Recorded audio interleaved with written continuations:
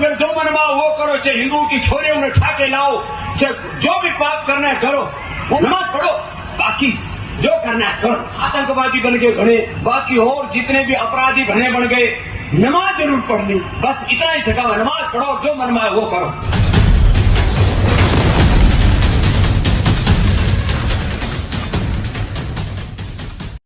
इस वक्त पूरे देश में धर्म के नाम पर तो कहीं जाति के नाम पर एकदम आग लगी हुई है।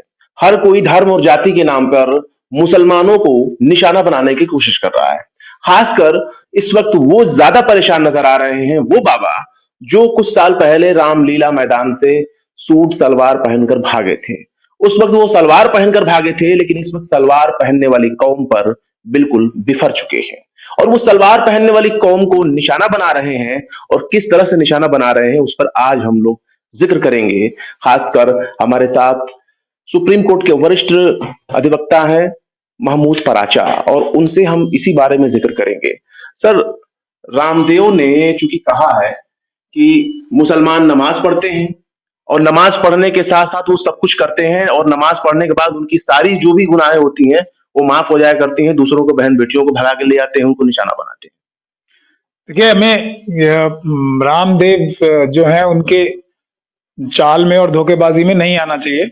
दरअसल बात यह है कि जैसे अडानी का ये जो चोरी लूट और डकैती का जो खुलासा हुआ है, वैसा ही रामदेव जी की कंपनियों के लिए, और इन्होंने जो लूट घोटाला किया है देश की जनता के साथ, देश के पैसे के साथ, और लोगों को जो धोखा देके और सरकारों के साथ मिली भगत करके इन्होंने आरएसएस और मनुवादी मानसिकता के लोगों के साथ जो घपला घोटाला किया है, जमीन का हो चाहे बाहर से सामान लाकर यहाँ उसे स्वदेशी बता के बेचने का हो या अनसेफ प्रोडक्ट्स बेचने का हो, उसके लिए इनके खिलाफ भी इनका भी राजफाश पर्दाफाश होने वाला है। इनके शेयर भी 15% पिछले 5-6 दिन में गिर गए।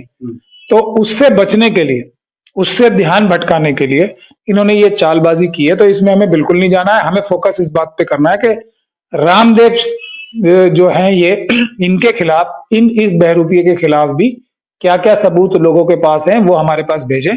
जितने इनके शेयर होल्डर्स हैं वो भी अपना देख लें हिसाब किताब, क्योंकि इनका भी वही हाल होने जा रहा है जो अडानी का हुआ है अभी। और दूसरे इनके खिलाफ जिसके पास भी जो जो सबूत है वो हमारे ऑफिस में भेजें, ताकि हम कानूनी कार्रवाई करके जो और इनके खिलाफ भी कानूनी कार्रवाई कर सकें और ये दिखा सकें लोगों को कि इन्होंने अमित शाह और मोदी जी के साथ मिलकर क्या गड़बड़ घोटाला देश के साथ किया। आपका कहने का मतलब है कि जो भी इनके खुद के ऐब हैं उन ऐब पर पर्दा डालने के लिए इस तरह के बयान ये दे रहे हैं ताकि इनके बयानों में उलझकर लोग रह जाएं। हाँ, असली मुद्दा जो है, और उसका एक बता दें कि मैं तो क्योंकि ऐसी बात कही थी तो मेरे खिलाफ ये साजिश हो गई, बल्कि ये इनकी चोरी पकड़ी जाने वाली है, इसीलिए ये ध्यान भटकाने के लिए इस तरह की बातें कर रहे हैं। तो बिल्कुल भी हमें इस पर डाइवर्ट नहीं हो रहा है। ये इनकी चोरी पकड़वानी है, अडानी की तरह इनको भी अरेस्ट कराना है, क्योंकि अडानी अगर अरेस्ट नहीं हुए तो वो देश छोड़ के भाग जाएंगे सब पैसा लेके। उसी तरीके से रामदेव भी देश छोड़ के भाग सकते हैं। तो इनको भी हमें मुहिम चलानी है कि इनके भी जो गंदे घिनौने कारनामे हैं वो जनता के सामने है। जनता का जितना पैसा लूटा है, जनता की जितनी जमीन लूटी है, जनता के जितने शेयर मार्केट में जो इन्होंने गेम किया है अडानी की तरह, वो सामने आए और लोगों को उनका न्याय मिल सके। अच्छा, जिस तरीके से उन्होंने नमाज का जिक्र किया उसके बदले में कोई जवाब देना चाहेंगे कि नमाज को लेकर के, मतलब ऐसा कहा जा रहा है कि जो भी गुनाह कर रहे हैं गुनाह आपका माफ होगा, बस ये नमाज पढ़ते जाते हैं मुसलमान, दाढ़ी जो है बढ़ाते हैं, मुंह छोटी करते हैं और पजामा टखने से ऊपर रखते हैं, वही इनके लिए जन्नत होती है। इस तरह की बातें एक ऐसे व्यक्ति के जरिए कहना जो कि देश के एक बड़े अमीर घरानों के तौर पर गिन सकते हैं, बड़े उद्योगपति के तौर पर इनको गिन सकते हैं, पहनते भगवा हैं, लेकिन वो तमाम काम ये कर रहे हैं जो एक व्यापारी कारोबारी करते हैं।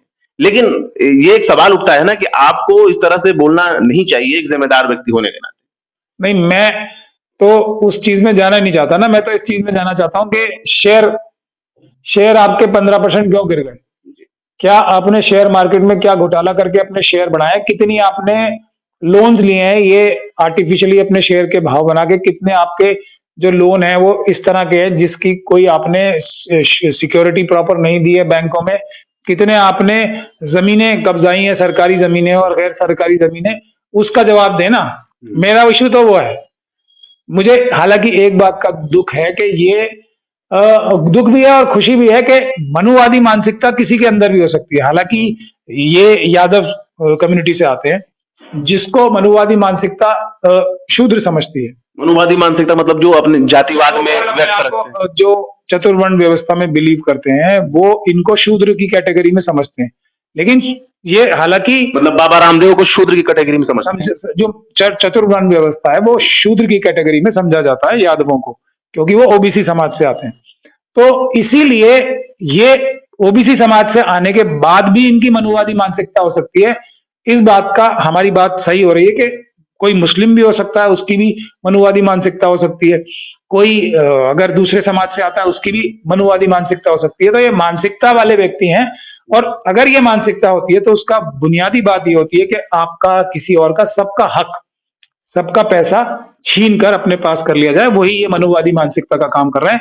मेरा सब्जेक्ट इनसे यही है कि किसी ने क्या पजामा कैसा पहना, दाढ़ी कैसी रखी, वो अलग बात है। आपने शेयर कौन कौन से चुराए हैं, आपके शेयर 15% क्यों गिर गए, आपने बैंकों से किस किस लोन लिए, धोखाधड़ी करके अपनी सिफारिश लगवा के अमित शाह जी से या मोदी जी से या जितने भी आपके आरएसएस में लोग हैं उनसे मिलके इसका जवाब दें।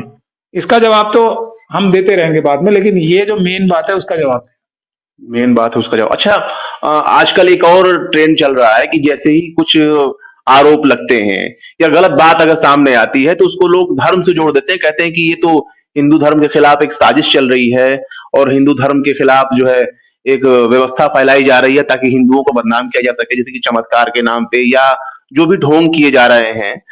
जबकि संविधान हमारा जो है वैज्ञानिक प्रचार प्रसार के लिए जिम्मेदारी लोगों के लिए देता है। तो क्या कहेंगे जब देश के बड़े बड़े नेता इस तरह के कामों में लिप्त होते हैं और सपोर्ट करते हैं तो? वो सब धोखेबाज है ना, बात टालना चाहते हैं। ये बुनियादी बात समझ लीजिए, कोई मुसलमानों में ऐसे कम फ्रॉड कोई नहीं है ना। बहुत सारे ऐसे फ्रॉड है जो मुस्लिम छवि बना के आते हैं। उसी प्रकार से अलग अलग छवि बना के आने से हमें भटकना नहीं।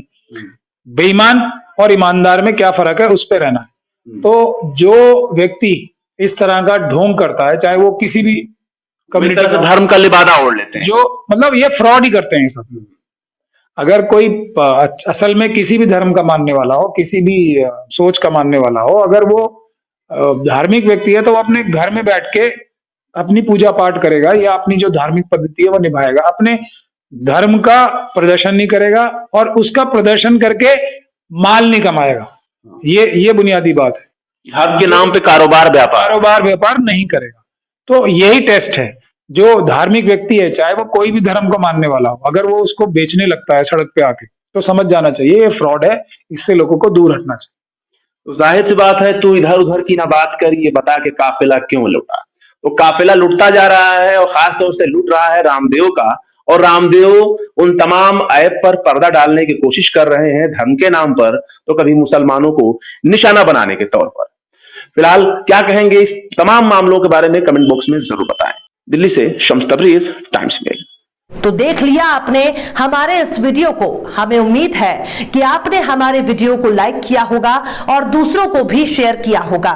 अगर अभी तक आपने हमारे चैनल टाइम्स मेल को सब्सक्राइब नहीं किया है तो जल्दी से सब्सक्राइब कर दें और बेल आइकन भी प्रेस कर दें।